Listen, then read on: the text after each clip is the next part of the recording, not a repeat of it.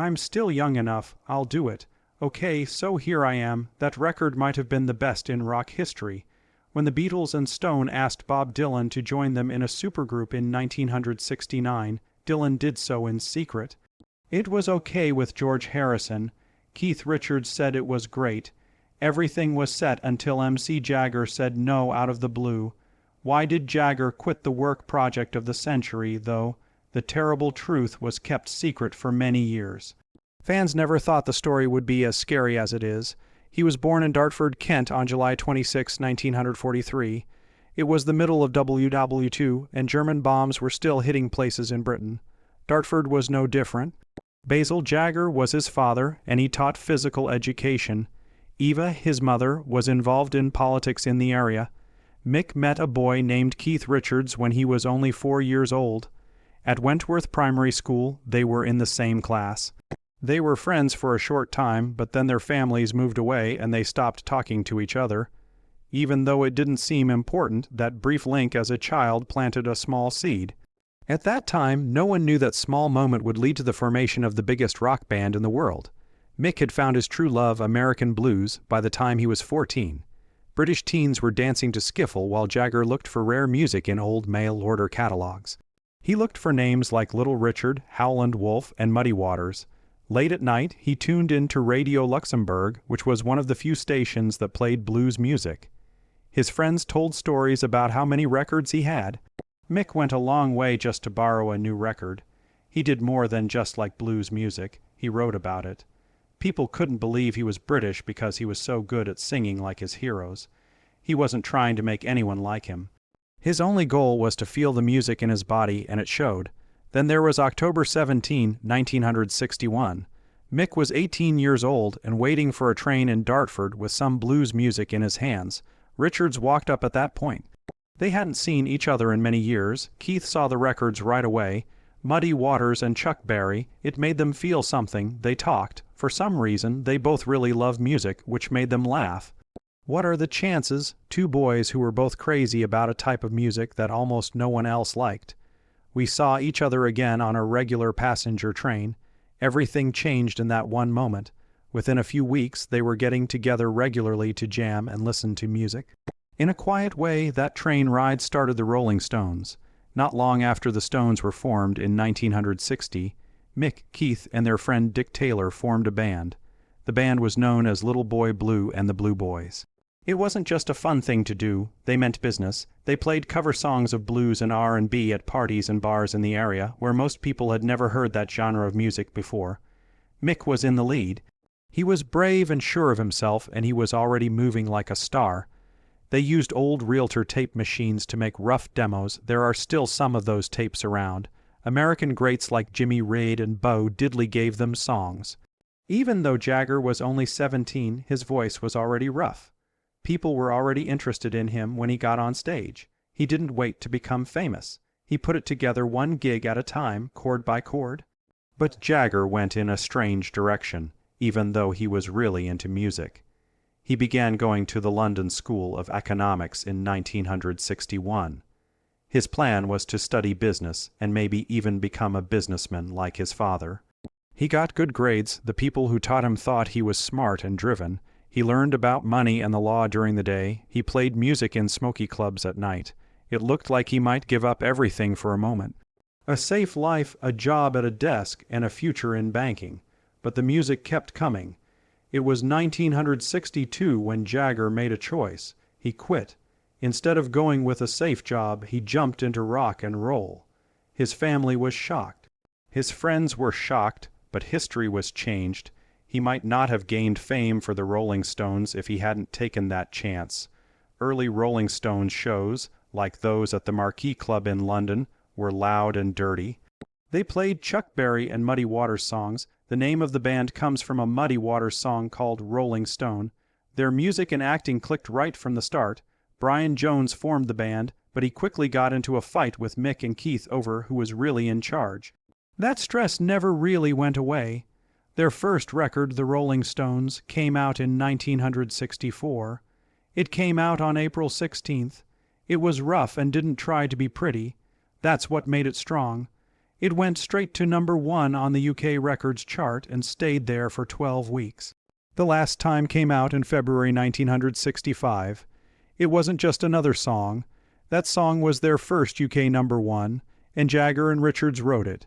In the first week, they sold more than 250,000 units. They didn't just sound different with their loud guitars and strong words. They had a different feeling. All of a sudden, they weren't just a band. They showed a new kind of youth, not willing to give up, angry and ready to fight back. Then there was a huge hit. In June 1965, I'm Not Happy with Anything blew up. It was their first number 1 song in the US and stayed there for 4 weeks. Keith Richards made the riff with a fuzz pedal and is said to not have remembered writing it. He recorded it while he was half asleep. The songs were angry, sexual, and talked about how ads and society make people feel used.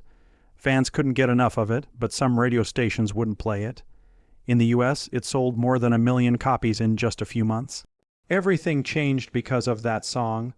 The Rolling Stones became the wild and dangerous option to the Beatles. After that, they were rock's bad boys, but there were real effects of the revolt. Police broke into Keith Richards' house during a party on February 12, 1967. Mick Jagger, Keith, and a person who sells art were all taken. The charges were for having amphetamines and cannabis, but the incident was all that people were talking about. It was said that Marianne Faithfull was found at the scene of the crime wearing only a fur rug. Mick got 3 months. Andy got a year. Both of them were only locked up for 1 night before they were let go. The public's anger helped. A famous Times story asked, "Who breaks a butterfly on a wheel?" The bust made them famous, but it also showed how much older people feared what they stood for. Then, just 2 years later, the worst time for the band came. Brain Jones had been kicked out of the band in June 1969 because of his bad behavior and drug use. It wasn't even a month before he was found dead at the bottom of his pool in Sussex on July 3. He was only 27 years old. People who knew about it didn't believe the official story that it was death by misadventure. Mick and Keith were blamed by some. They said the band had let him down and betrayed him. Jones became a sad figure after he died. The famous 27 Club now has him on its list, along with Jimi Hendrix, Janis Joplin, and Kurt Cobain. It was a strange time. A few days before, the Stones had switched Jones out for Mick Taylor. Even years later, the shock never really went away. What happened seemed to worry Jagger and Richards. But Bob Dylan was born in Duth, Minnesota, on May 24, 1941. He didn't grow up in a city, though. He grew up in the small town of Hibbing in Minnesota's Iron Rain. It was cold, quiet, and away from everything. Back then, only 17,000 people lived there. There was a huge iron mine in town that was the world's largest open-pit iron mine. Life was easy because his dad worked for Standard Oil. It felt like the place was cut off from the rest of the world, though. He once said, "There's miles and miles of dirt outside your window." Still, that lonely town made him think of things. He listened to blues, country, and early rock on the radio for hours on end on stations that were far away. That time spent alone made a mind that wouldn't shut up. He never learned how to play music. They weren't needed by him. He learned to play the piano and guitar by ear. When he was 10, he began writing songs. He started writing songs soon after. He learned from the radio. He liked Woody Guthrie, Hank Williams, and Muddy Waters the most. He was hit hard by Guthrie's songs. It wasn't just sound. It had a point. Dylan said that Guthrie seemed to be giving him the crown. He looked at Guthrie's voice, words, and style with the attention of a student trying to learn every word. Dylan had been playing in neighborhood bands by the time he was 16 years old. The Golden Chords were kicked out of a school talent show for being too loud. It didn't bother him. He was obsessively and slowly making something. He couldn't wait any longer at age 19. Dylan left everything behind in January 1961 and hitched a ride to New York. He only had $10 on him and a guitar. He did have a plan, though. It was his wish to meet Woody Guthrie. Also, he knew that Greenwich Village was the place to be for music. Everything changed when he got there. He slept on benches, played in smoky coffee shops, and took it all in. A lot of artists, rebels, and dreamers lived in the village. Dylan was a good fit. He was seen right away. In just a few months, he was sharing stages with big stars in folk music. He even went to see Guthrie in the hospital. Each door to the world seemed to open one at a time. In the same year, John Hammond, a music producer, came to see him play. When Hammond saw Dylan, something clicked for him. He had signed greats like Billie Holiday. It didn't bother him that Dylan's voice was rough or strange. He saw that there was fire inside.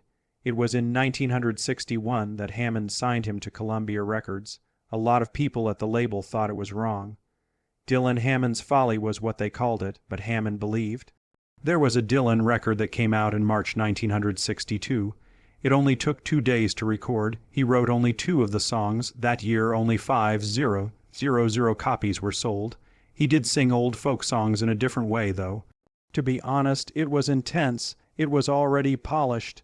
You had to listen. After that, a crazy thing happened. He wrote Blowing in the Wind in 1962.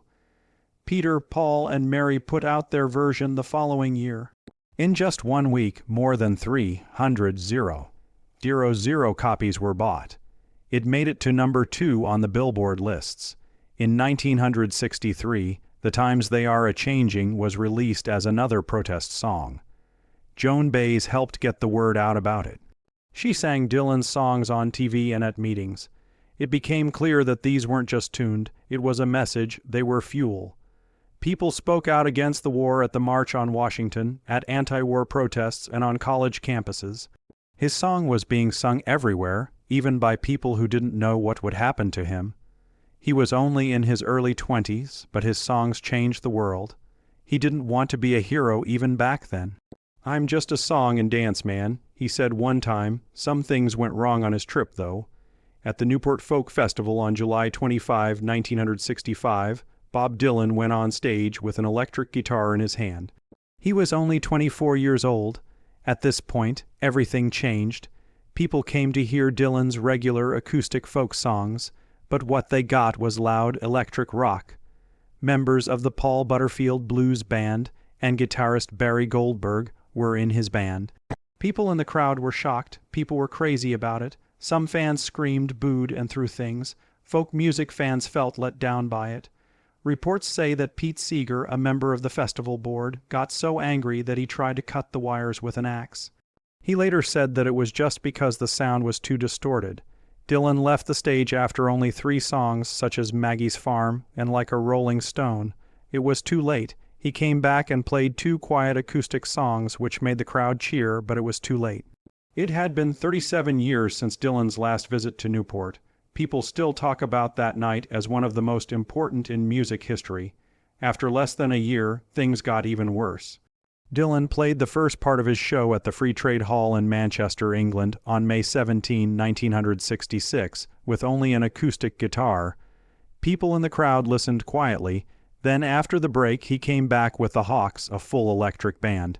The mood quickly changed. Someone in the crowd yelled Judas right before the show ended. It hit like a bomb. He replied, "I don't believe you. You're lying." Next, he growled at his band and said, "Play it loud." They then played Like a Rolling Stone, loud and clear. A bootleg of that moment, which was raw and rebellious, was made and passed around for years. People now think it was one of the best live shows ever. But Dylan stopped making music just as his electric age was at its peak. He lost control of his Triumph motorbike near Woodstock, New York, on July 29, 1966. He broke a few vertebrae in his neck, but there were no hospital records or an ambulance. Some people think the crash wasn't really that bad, or that it never happened at all. Some say Dylan used it as an excuse to get away from the fame and stress and maybe even his drug issues. No matter what the truth was, the end result was the same. Dylan disappeared from the public eye. He stopped going on tour. Some fans thought he had died.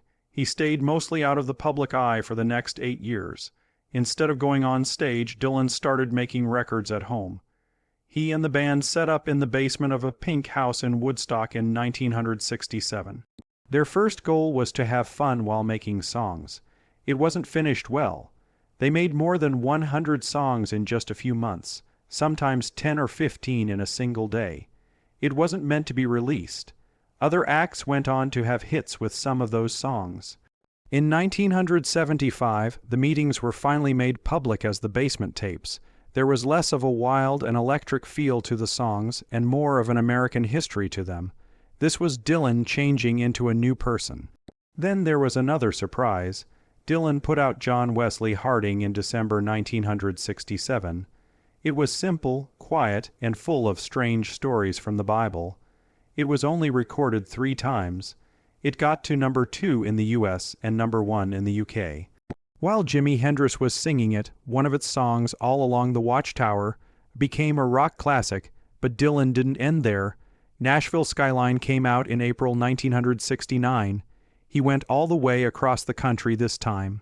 His voice was quieter, the words were clearer, they sang together on the song Girl from the North Country. In the UK, the record was number 1, and in the US, it was number 3. Something crazy almost happened in the world of rock music in 1969. Out of the blue, Bob Dylan offered that the Beatles, the Rolling Stones, and him form a supergroup. It wasn't just a crazy thought at a party. Dylan went to New York producer Glenn Johns' house and told him, "I want to make a record with the Stones, the Beatles, and myself. Maybe you could ask the other bands if they'd be interested." Johns had just worked with both of them. He worked with the Beatles on Get Back and the Stones on Beggar's Banquet. He was sure it wasn't a joke. The name was Dylan. It was real. It's possible that Dylan, the Beatles, and the Stones will all be on the same record. The thought was crazy. John knew he had to give it a shot. He got to work right away. The plan was to use Dylan, John Lennon, Paul McCartney, George Harrison, Mick Jagger, and Keith Richards' best songs. After that, mix and match the beat part.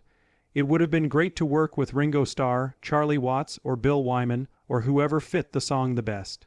It was possible to do it. The songs were all set. The time was just right. It wasn't a dream. It was almost true. Not all of the singers were happy when Johns talked to them, but some were pleasantly surprised. George Harrison and Keith Richards didn't think twice. It seemed like a great idea to them. They both had a lot of respect for Dylan. Dylan and George had already worked together, and George would later join Dylan in the Traveling Wilburys. Keith felt the same way. He thought the idea was great. It was okay with Ringo, Charlie, and Bill Wyman. They said they'd join if everyone else did too. They had nothing against it. They didn't want to make a scene by themselves. There were more sides to John Lennon. He didn't say no, but he wasn't interested. Maybe he didn't want to give up work. He might have thought it was too messy to pull off. He didn't push for it either way. It was strange that the idea didn't fall apart right away. Most of the time, people with these kinds of big names had big egos, but this time the door was open for a while. People were really interested. Dylan changed the way the Beatles thought about lyrics. Harrison and Richards were 2 of the most famous guitarists of their time, and they were ready to work together. Then there was a hard stop. The answer was no from both Paul McCartney and Mick Jagger. Maybe not, but not. We should talk later. No, please, that was the end of it. McCartney was already having a lot of trouble with the Beatles. He was in a fight with Lennon. It looked like the band might split up. He probably thought it would be a nightmare to add more strong personalities to the mix. Jagger had a different reason. He was making it clear who the Stone was. They were the rebel, the rough and tough option to the smooth Beatle. Putting that picture together with Dylan's way of wandering around could make things more difficult. He didn't want Dylan's world to take over the Stones. Even Glenn Johns agreed that maybe they were right when they looked back. It might have been too big or hard to take off. Fans still talk about it, though. Think about what might have happened after that. 6 legends on one record.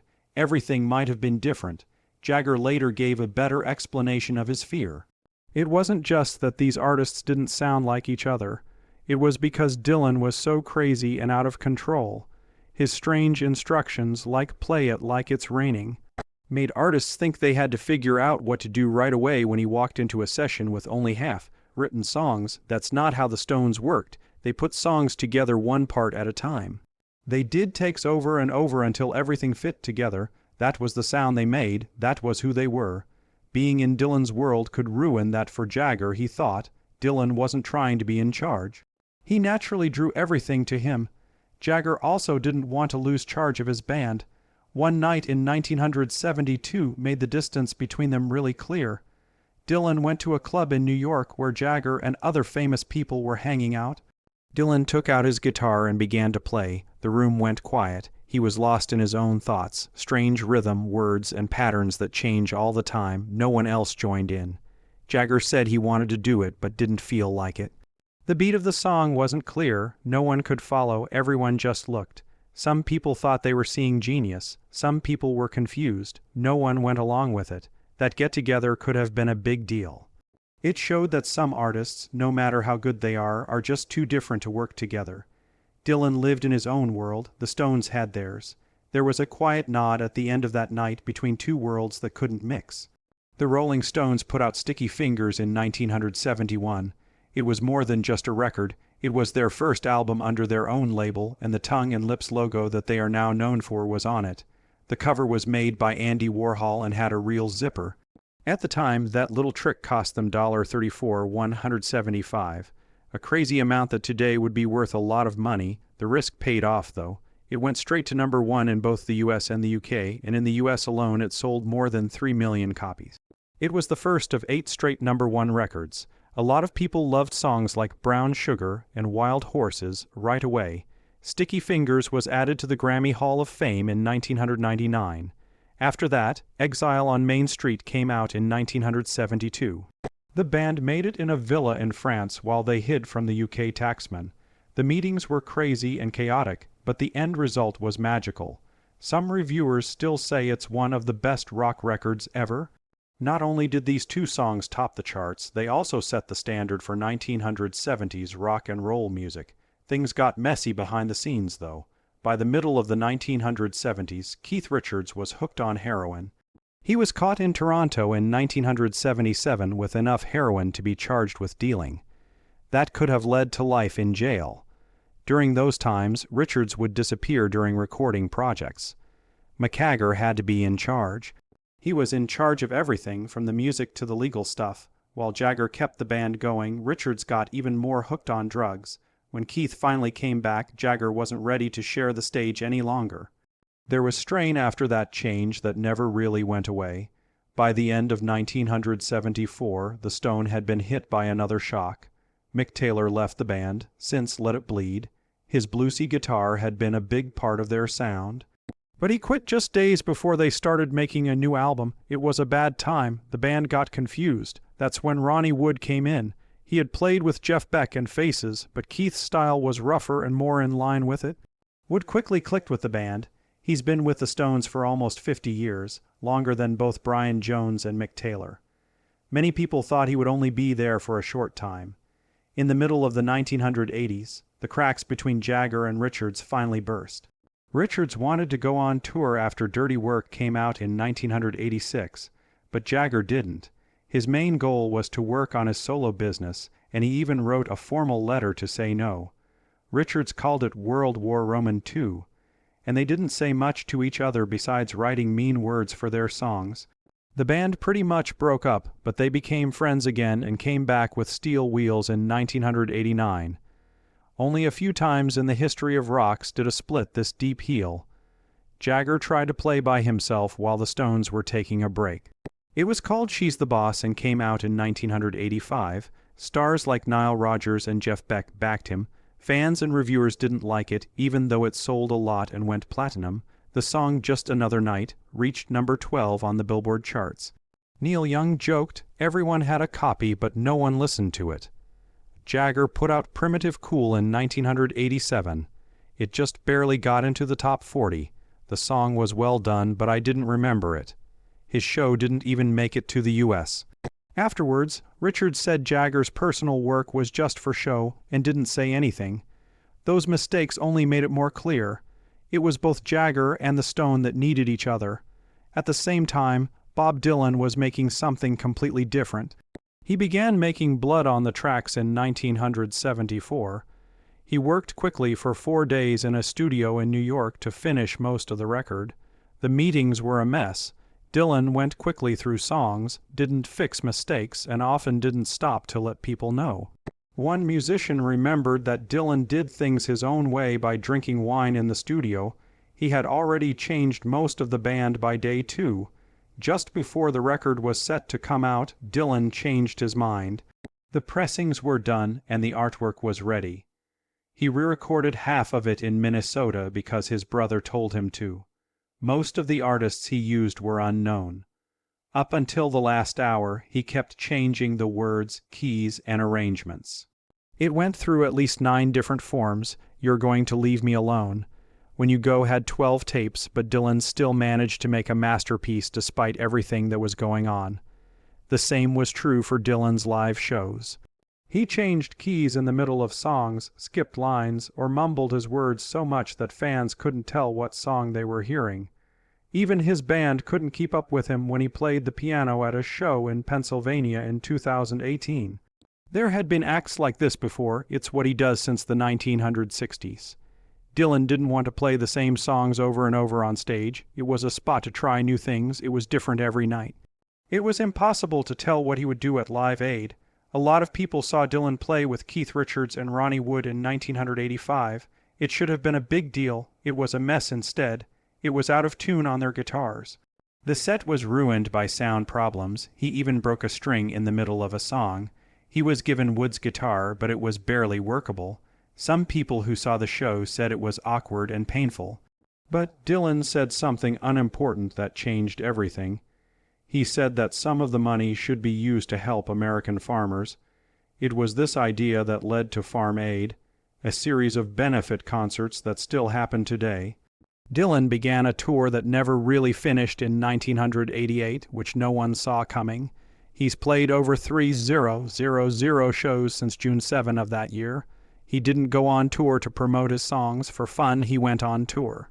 There were different song lists each time. Every layout was different. Dylan's band had to be ready for anything.